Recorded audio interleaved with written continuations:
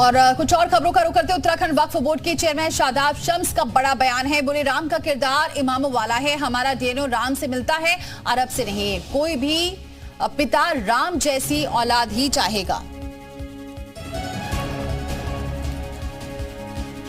कौन है? हम अरब नहीं हैं, हम अफगान नहीं हैं, हम मुगल नहीं हैं, हम हिंदी हैं और हमारा डीएनए श्री राम से मिलता है। हम हिंदुस्तानी हैं, तो अगर हिंदुस्तानियों को अगर श्री राम पे गर्व नहीं होगा तो किसे होगा? राम हमारे हैं, राम सबके हैं।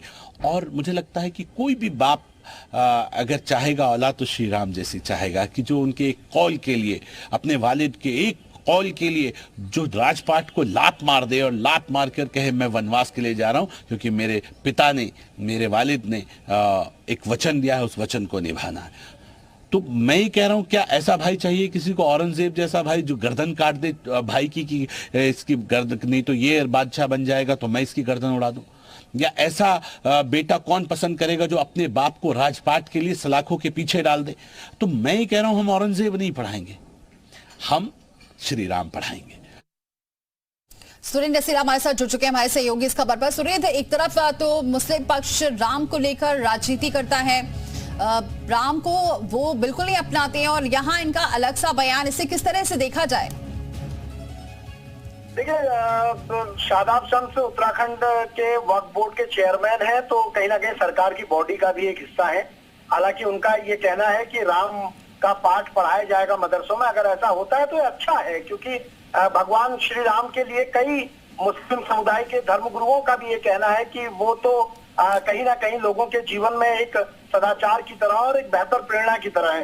तो इसीलिए शादाब शम्स भी कह रहे हैं कि उत्तराखंड के मदरसों में ये करेंगे, लेकिन वो कितना कर पाएंगे, क्योंकि उनके मदरसा बोर्ड से ये प्रस्ताव पास होगा या नहीं होगा ये देखना होगा। क्योंकि इससे पहले तो वो कह रहे थे कि संस्कृत पढ़ाएंगे, लेकिन पढ़ा नहीं पाए।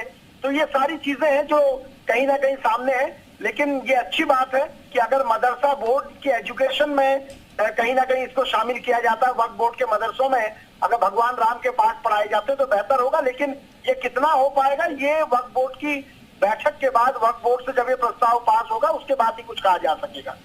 बिल्कुल। और क्या सुरेंद्र, अब जाहिर सी बात है इसको लेकर फिर राजनीति भी शुरू हो गई होगी? देखिए, बिल्कुल, वक्फ बोर्ड के चेयरपर्सन का अगर ऐसा बयान आता है तो ये कहीं ना कहीं प्रदेश में राजनीति का हिस्सा भी बनेगा। मुख्य विपक्षी दल कांग्रेस का तो साफ कहना है कि पहले भी कई सारी चीजें कही गई, वो पूरी नहीं हुई। लेकिन कहीं ना कहीं अगर वक्फ बोर्ड के चेयरपर्सन ने कहा है तो बहुत जिम्मेदारी के साथ ये बयान दिया होगा। अब ऐसे में उनकी भी जिम्मेदारी बनती है कि वो इसे लागू कब तक करेंगे और किस तरह से करेंगे। शुक्रिया सुरेंद्र, ये जानकारी हम तक पहुंचाने के लिए।